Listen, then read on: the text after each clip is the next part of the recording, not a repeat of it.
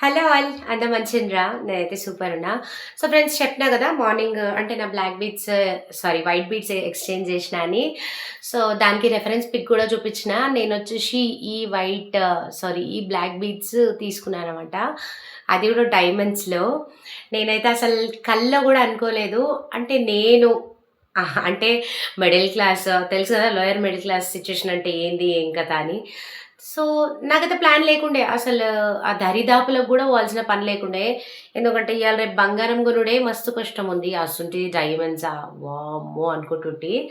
సరే ఇగ ఎక్స్‌చేంజ్ చేద్దామని ఫస్ట్ అయితే నా వైట్ బీడ్స్ వాల్యూ ఏయించినామనమాట. వాల్యూ ఏయిస్తే దానికి అరౌండ్ ఒక 1,70,000 అయితే చెప్పిండ్రు. నేను యాక్చువల్‌గా వచ్చేసి 2024ల అది 1,05,000కి తీసుకున్నా. సో, నాకు 2 ఇయర్స్ తర్వాత 65,000 ప్రాఫిట్ వచ్చిందనమాట. అది చాలా హ్యాపీ అనిపిచ్చింది. ఎప్పటికప్పుడు ఇయర్లీ నేను ఎక్స్‌చేంజ్ చేస్తా ఉంటా. ఇయర్లీ ఎక్కువ మొత్తంలో వస్తాయి. అంటే ఎప్పటికప్పుడు ఇంట్రెస్ట్ పెరుగుతుంటది. ప్లస్ గోల్డ్ రేట్ పెరుగుతుంటది గదా! దానికి అనమాట. సో, చాలా హ్యాపీగా అనిపించింది. 1,70,000 అంటే యాక్చువల్‌గా నేను ఎళ్ళకముందే అనుకున్నా. అంటే 2 సామాన్లు తీసుకోవాలి. అది గూడా కొంచెం అంటే ఇప్పుడు 1,70,000 అంటే 10 గ్రామ్స్ ఈజీగా వచ్చేస్తాయి గదా! అట్లా అనుకోని పోయినా అనమాట. ఏవన్నా 2 తీసుకోవాలి. అంటే 2 థింగ్స్ తీసుకోవాలి. ఏవైనా సరే బ్రాస్లెట్ లాంటిదొకటి, నెక్స్ట్ ఇంకా షార్ట్ చైన్ అనమాట. బ్లాక్ బీడ్స్ అయినా సరే, మళ్ళీ దాంట్లోనే వైట్ బీడ్స్ అయినా సరే అని ఎళ్ళినా. సరే ఇంగెళ్ళిన తర్వాత ఫుల్ బ్లాంక్ అనమాట మైండ్‌లో.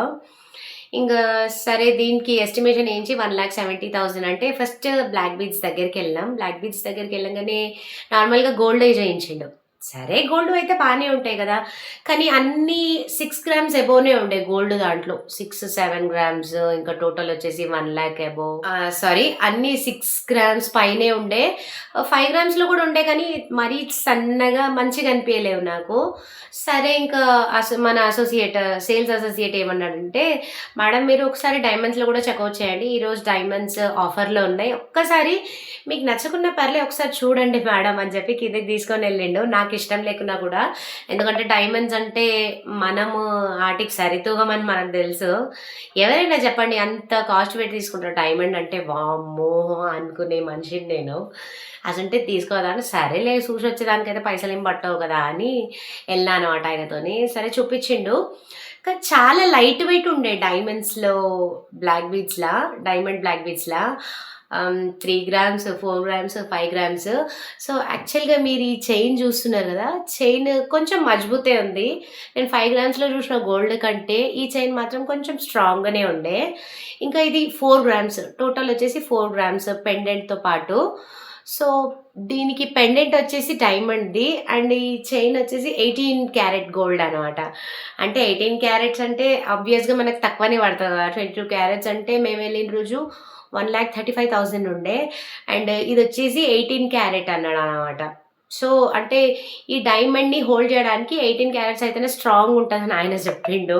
నాకు మాత్రం తెలవదు. సో, ఆయన చెప్పిందే నేను మీకు చెప్తున్నా అనమాట. సో ఫ్రెండ్స్ నేను చెప్పినా కదా! అంటే దీన్ని మీకు క్లియర్‌గా చూపిస్తా. యాక్చువల్‌గా పొద్దున నా దగ్గర డబ్బా లేకుండే. అందుకనే నేను ఇట్లనే చూపిచ్చేసిన. సో, ఇప్పుడు మీకు క్లియర్‌గా నా దగ్గర డబ్బా గూడా వచ్చింది. డబ్బాతో సహా చూపిస్తాను నేను. బాగా కనిపిస్తది.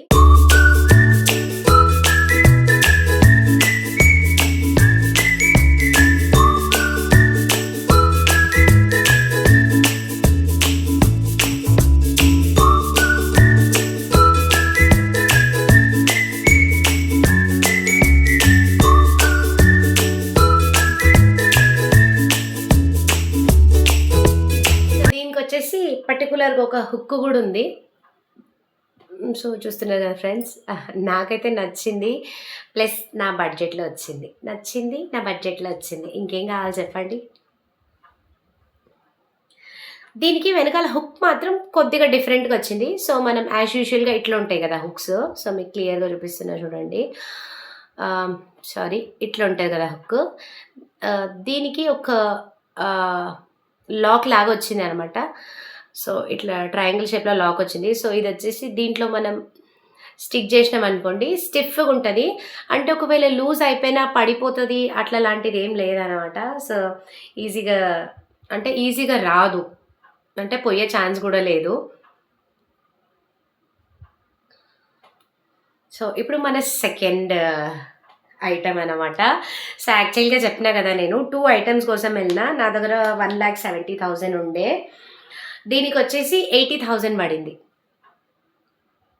సో ఫ్రెండ్స్ 80,000 పడింది. ఇంకా 90,000 బ్యాలెన్స్ ఉండే అనమాట. సో 90,000లో ఒక మంచి బ్రాస్లెట్ చూద్దామని అయితే వెళ్ళిన.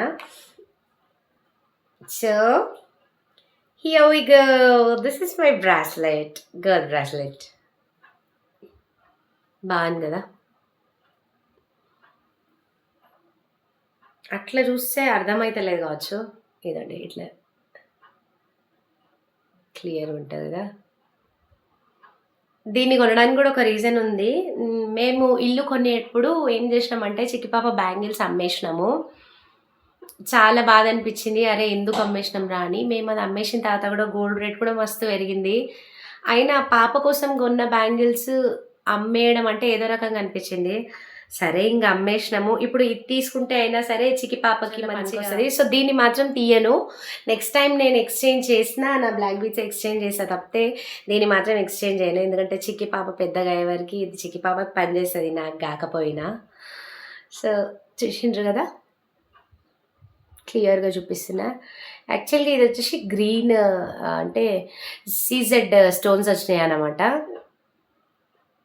ఇంకా తర్వాత ఇదంతా గోల్డ్, మధ్యలో గ్రీన్ కలర్ వచ్చినాయి. ఇక్కడ వైట్ అండ్ రెడ్, స్క్వేర్కి వైట్ అండ్ రెడ్ వచ్చినాయి. ఇక్కడ మధ్యలో సర్కిల్ లాగా ఉంది. సో దానికి వచ్చేసి గ్రీన్ బీట్స్ వచ్చినాయి. నచ్చింది నాకు. కానీ నేనేమనుకున్నా అంటే మా హస్బెండ్కి ₹1 కూడా తలిగియొద్దు, అంటే ₹1 కూడా ఖర్చు పెట్టనియొద్దు. ఆ 1,70,000లోనే అన్నీ చేసుకొని వద్దాం అనుకున్నా. కానీ ఆడ బంగారం షాప్లో అది కూడా మనం అనుకున్న రేట్లో రావాలంటే మస్తు కష్టము.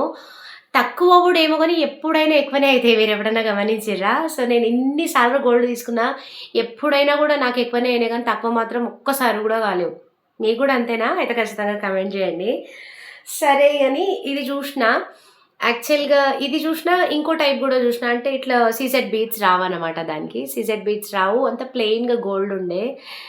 సో ఇది అది రెండు నచ్చింది. అది కొంచెం వెయిట్ తక్కువ ఉండే, మనీ పడలేదు. నేను చెప్పిన మా హస్బెండ్కి, అబ్బా అదే తీసుకుంటా, ఊకే నేను కాసు పెట్టించడు ఎందుకు అన్నా. కానీ పట్టి ఇదే కొనిచ్చిండు మా ఆయన నాకు, నా బంగారు కొండ. కానీ కష్టపెట్టిన, ఎందుకంటే తెలుసు నా యాక్చువల్గా మా సిచ్యువేషన్ ఇప్పుడు ఎట్లుంది అనేది నాకు తెలుసు. అందుకనే వద్దని చెప్పిన. కానీ ఊకే కొనం కదా, కొను అని ఇది డబ్బులు ఎక్కువైనా సరే కొనిచ్చాడు అనమాట. యాక్చువల్గా దీనికి వచ్చేసి మొత్తం 10,000 ఎక్కువైనాయి. అంటే అరౌండ్ మొత్తం వచ్చేసి 1,80,000 దాకా అయినాయి అనమాట. రూపాయి కూడా పెట్టనియా అనుకున్న నేను 10,000 పెట్టించిన మా ఆయనతోని. అట్లుంటుంది మరి. సో ఇది కూడా మీకు క్లియర్గా డబ్బాలో పెట్టి చూపిస్తా. ఇట్లా పెడితే అర్థమైతలేదు. కమ్